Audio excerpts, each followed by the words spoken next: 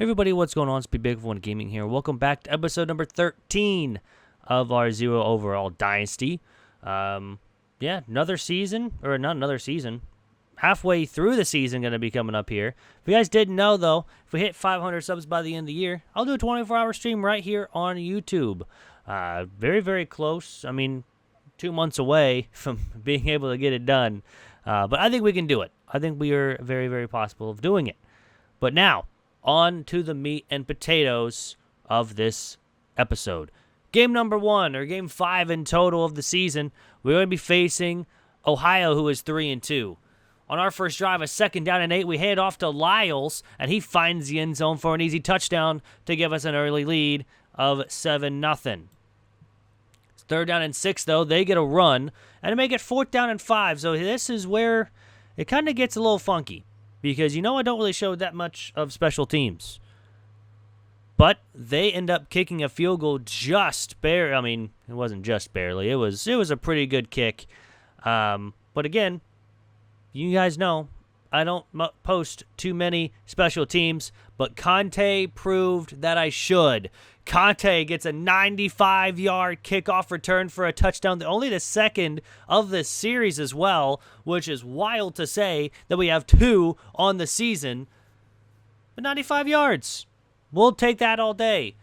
Ohio, though, not going down without a fight. They ran no huddle the whole game, and I was getting tired of it. 2nd down and goal from the 5. They run it right side and just runs through the open hole where nobody was. They get a touchdown to make this 14-10. Minute 17 to go. After a 1st down here on the nice little run, 14-10 lead here for Omaha. We find the open man of Phoenix. He makes people miss, gets blocks downfield, and finds the end zone for an easy touchdown to give us an 11-point lead. They throw it left side, and Bugs gets the interception, our first interception of the game as well. But again, Ohio didn't want to go away without a fight. On 2nd down and 10, we tried a screen. We throw it, and it was not the greatest of throws, and it's going to be a pick 6 for Ohio. Michaels just doesn't run very fast, and Keshawn Daniels gets the 40-yard pick 6 to make this a 4-point game again. However, 2nd quarter, 5 minutes to go. We throw over the middle. We find Stacy, and he finds the end zone for a nice little touchdown to give us the 11-point lead right back. 28-17. Again, like I said, they ran no huddle all game long. With 4.5 to go here in the first quarter, first half, he tries to throw it up deep again, but this time Bolin gets the interception. We lead the league in interceptions. Lead the nation in interceptions, apparently. It's very, very nice. But on 2nd down and 7, 2 plays later, this is where it got weird. Throws over the middle. It gets tipped and intercepted. He got hit as he throws, and we'll take a look at this as well just before we move on because this was wild. Very, very wild to say the least because he gets hit as he throws, and it goes right into the defender's shoulder pad, which is just even crazier, and then tips up. We almost grab it as well, but number 15 comes away with the interception. So we're trying to hit the corner route there after his break, which he's going to be open if we just lob it up, but it gets in as he throws, hits his shoulder, and then gets intercepted. They would get 3 points to make this an 8-point game, but Tyler Gentry gets his first of the game to give us now a 14-point lead, or 15-point lead with 14 seconds remaining here. 2nd down and 4. They decide to throw it on the right side, and it's going to be picked off by Sandlin, and we haven't had a pick 6 in a while, so how about a 102-yard pick 6? How about it? Sandlin is going to go the distance, and it's going to be 42-20 at the half, which is very, very nice. 102-yard pick 6. Then now to start the 3rd quarter, 42-20 lead. 3rd down and 10 with 5 minutes to go. Throws it right side, and Cantrell gets the interception. And then it was just a bloodbath after that. We did pretty good on the defensive side of the football. We decide to throw this ball up, And Phoenix gets his second of the game. Like I said, it was a bloodbath after. Kyle Phoenix, 5 catches, 2 touchdowns on the day. Solid fantasy day. And now running left side with O'Malley after another stop by the defense. How about another one? It's now 56-20. So, piling on the points. Just piling it on. 56-20. And last but not least here on a 3rd down and 6. 6 minutes to go here in the game. They bring in their backups. He throws right side, and Bugs gets the interception. And just like that, we even bring in our backups. And I'm pretty sure, we even scored another touchdown, but I'm not even going to show it because we were up by 33 or 43 points at that point. We shut them out in the second half. We scored 21 points in the second half, and we scored 42 points in the first half alone. 63-20. I totally forgot to show the stats in this game. I apologize, but we had a solid, very game good. That was English. But game number 6, Omaha versus Kent State. Kent State's 5-1 on the season so far. And how about Tyler Gentry on play number 1? 75-yard run, their first big run in a long time as well. And Tyler Gentry puts us up early in the first quarter, 7-0. We end up getting a field goal after a stop by the defense. They run a jet touch pass, and we just run right by him. It's fine. So he goes 11. He's 11 for 11 so far in this game. But 2nd down and 16 after a sack, we decide to step up, and Michaels fumbles, one of his 2 fumbles in this game, by the way. Little foreshadowing there. But 10-7, 4th down and 1. Again, we just could not get him off the field. He throws it over the middle with a catch and a touchdown to give him the lead for Kent State. So the fumble turns into 6. So 10-0 lead for us. And unfortunately, it gets even worse. Kent State gets the pick, and Kent State is going to get a pick 6 as well to make this a 21-10 lead. So at the half as well. So 10-point lead for us. It's now 11-point lead for Kent State after 21 unanswered. 3rd down and inches, though. Tyler Gentry gets us back on the board with his 2nd of the game. 154 yards as well. We decided to go for 2. And, it wasn't really the greatest of plays here. Not really anyone open. We almost got his. We threw it. We just had to lob it up. Maybe our running back was open. But anyways, 21-16. 3rd down and 6. Quarterback throws, and it's going to be Iverson getting the interception. And a nice little spin move here to boot to make sure the quarterback doesn't get us. But now we have a chance to retake the lead for the first time since it was 10-0. Gentry is going to line up in the backfield, but we're going to change this play because we see that both corners are pressing our 2 wide receivers. And let me just tell you, our wide receiver cooked today. Both of them were open, to be honest with you, but we decided to hit Stacy. 1 play, touchdown right after the interception. So 22-17, and how about another interception by Bugs? And he almost breaks a tackle here, but gets another good return to make it 22-21. And again, they decide to press up for some reason. Why not go to him again?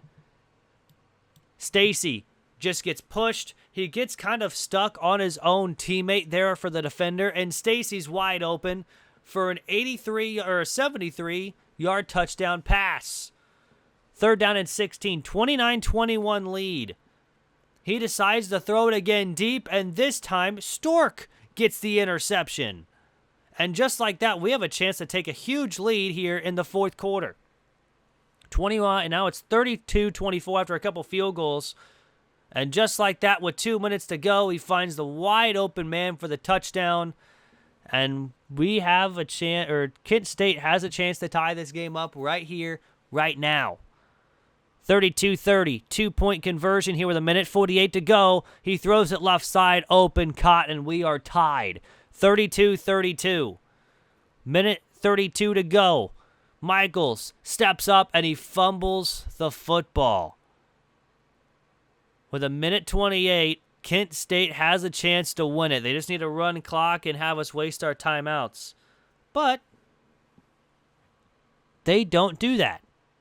They decided to do the fake touch pass, and they run it with the quarterback, who then is stopped up here and fumbles the football, and Forney gets the recovery, and we get the ball back. But with 4 seconds left, we shake the kick because kicking is hard. I suck. It's fine. So overtime, 32-32. Our first overtime game, I'm pretty sure, in the series. Stacy on second play of overtime gets the touchdown. We had to start on offense first, but hey, we'll take it because we had a touchdown in 2 plays. All the offense needs to do is hold. That is apparently a foreign concept to them here, and as you can see in just a second. 39-32 lead. Overtime, we send the blitz, and it was the wrong decision because, A, the wide receiver in the slot gets wide open, and he finds the end zone to tie the game. So 39-39 going into second overtime. They kick a field goal, and it's a double doink, and it missed. Sorry, Bears fans, but it's another double doink that you guys have to see. And after a couple timeouts, after a couple good plays, we get 4th and goal from the 5, and it's up and in, and we're going to walk away with a victory, beating Kent State 49-32 in a barn burner in double overtime. The two missed field goals were huge, one by both sides. But hey, we'll take the wood. We'll actually show stats in this game, don't worry. I know I forgot the last time, but Michael's 23 for 31, 400 yards, 3 touchdowns, 2 interceptions. Rushing-wise, Gentry, 26 for 185, 2 touchdowns. Michael's had 2 fumbles as well, which was huge in this game. Stacy, 9 catches, 214 yards, 3 touchdowns. Phoenix, 6 for 102 and 0 touchdowns. But all in all, it was a kind of a good game through the air, especially with 2 guys having over 100 yards. Defensive-wise, we had 4 guys with 10-plus tackles. We had a ton of tackles for a loss this game. We even had a ton of sacks. I think 5 in total in this game as well. Even a lot of them, too. Buggs, Iverson, and Stork had all the interceptions. We had 2 pass deflections from Buggs. Iverson had a forced fumble, and Forney had the fumble recovery. And, of course, no defensive touchdowns. On to game number 3 of the episode. We have to face Eastern Michigan, who's 1-5. We are 4-2. And let me tell you, this was a blowout. Lyles gets the first carry at the 1-yard line, and he finds the end zone for an easy touchdown to make it 7-0. It's now 7-3 after a field goal. They send the blitz. We have a wide open Stacy in the middle of the field, and he finds the end zone just walking in for a touchdown to make this 14-3. Like I said, this was a blowout because Bolin gets the interception, and he doesn't go the distance, but he gets us near the end zone, actually inside the red zone to the 16-yard line. 2 plays later, why not? Find the same guy again. Stacy powers his way through for a touchdown, and it's now 21-3. 2nd down and 7, still here in the first quarter. He throws it deep, and just like that, Buggs gets another interception. And we have to lead the nation in interceptions at this point. 2nd down and 9, a couple plays later, from the 43, throws it left side and gets intercepted. So we give them the ball right back. Abreu makes a tackle to end the first quarter. But it wasn't really a great throw. I don't know what I was looking for. But 21-3 here, second quarter. First play of the second quarter. Guess what? Someone makes another interception. So 21-3, 40 from the 44-yard line, throws it left side, and Buggs with his second. He has to have a ton of interceptions in this video. I don't know how many he has in total in this video, but he has a ton. I'm pretty sure he leads the nation in interceptions. But 21-3, they actually find some offense and get in the end zone for a touchdown to make this 21-10 here in the first half. But we decide to say, you know what? Evan, 3rd down and 1 from the 34-yard line. Don't know what their corners were doing. I'm guessing they guessed run. Stacy gets another touchdown, his 3rd of the game. 5 catches, 96 yards, 3 touchdowns. Oh, well, From now 2 minutes under to go, 28-10. Let's just throw it up to him again. And guess what? He beats his man, breaks the tackle, and how about number 4 on the night for Stacy? Just an amazing player. 6 catches, 176 yards, and 4 touchdowns. Let's just throw it to someone not named Stacy. We get it to Peacock, and he goes through the wall. Yes, he is through the wall. And then comes out of the wall, kind of like the Simpsons meme. If you know, like he goes back in the hedges and then comes out of the hedges. Anyways, 45-13. 3rd quarter, throws it over the middle. It's going to be caught for a first down, but then fumbles the football. I'm pretty sure he was down, but they didn't end up challenging it or reviewing it, so we're not going to complain. We keep the ball. First down and 10, or now second down and goal from the 1 with 1:22. Backups are in. O'Malley gets the touchdown. Put a little salt in the wound here for Eastern Michigan because we put up another touchdown and we dominate in game number 2 of the episode, or game number 3 of the episode, 52-13. Just a solid game all the way around. That would be the final score as well, 52-13. We scored in every quarter. Scored multiple touchdowns in every quarter besides the second half because we were running clock most of the time. But Michaels, 17 for 21, 300 yards, 5 touchdowns, 1 interception. We ended up Chase having 2 throws as well. Gentry, 7 for 123. O'Malley had a touchdown. Stacy, 8 for 231, 4 touchdowns. Peacock had the other one for the receiving-wise. Defense-wise, Stork, 11 tackles, led the team. We had a ton of sacks. Long and Gardoki had a sack and a half. Quan and Abreu had a sack. 2 interceptions. Buggs and Bolin both had the 2 interceptions. Again, our 2 best corners are getting all the interceptions. We even had a forced fumble and a fumble recovery, and the kicking was perfect on the day. Final game of the episode here. We get Akron, who is 3-4. We are 5-2. This time we're on the road for the first time in this video. I don't know why we had 3 straight road games or home games, but we did. First down and 10 over the middle. Stacy, again, is probably one of the best receivers that we've had so far in this series. We find the end zone, 7-0. Akron does not go away quietly, though. Breaks a tackle, and their running back just destroyed us, to be honest with you. An easy rushing touchdown, 7-7 now tie. And now from the 31-yard line, he throws it up, and guess who? It is Buggs getting another interception. We decided to take it out. We get a little speed boost right there as well. And we actually get to the 20-yard line. It was going to be the same if we even knelt it, but anywho. Second down, 11. We decide to throw it up to, guess who? Stacy, his second of the game. And just like that, it's 14-7. Third down and goal, though. 3 minutes to go. Akron finds the end zone to tie the game at 14-14 all. This was a tough game as well. They throw left side after a stop on 4th down. And, of course, he gets the end zone pretty easily. 71 yards. Touchdown. Not great by our defense. They go up 21-14. They end up getting a field goal at the start of the second half. We decided to run a toss play with O'Malley. He finds the end zone to make this 24-21 in total. Second down and 8. Still a 3-point game. Over the middle. Wide open man. And it's an easy touchdown. And just like that, it's not looking good. 31-21. Gentry gets the handoff. Just, I don't know what happened. He was also gassed. He had minus 13 speed, so he was not fast at all. Finds the end zone. Makes this 38-28. But Enrique Long, our defensive end, who rushes the passer, gets the interception. I believe that's his first of the season. We end up getting a touchdown to make this 34-31. They would end up getting a huge play with 2 minutes to go, going all the way down, and we had to take a timeout. But now 4th down and 14, 34-31. I'm struggling to talk now at this point. They would end up kicking a field goal to tie the game. 34-34. Michaels takes the snap. He's going to take off, slide down with a second to go, and we call our final timeout. Luckily, we called our final timeout and kept it instead. But with 1 second to go, this is a 55-yard field goal. I never trust myself with these long field goals because kicking is hard in this game.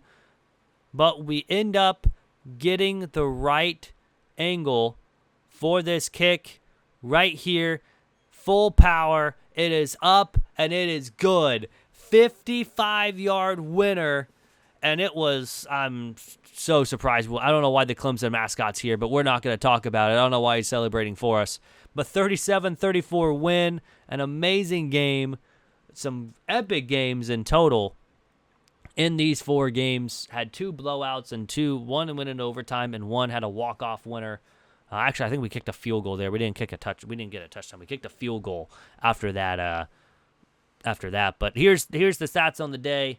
Gentry had a solid game. O'Malley had a decent game. Stacy had another good game. 10 catches, only 95 yards and 2 touchdowns. So it was really kind of a weird day for him.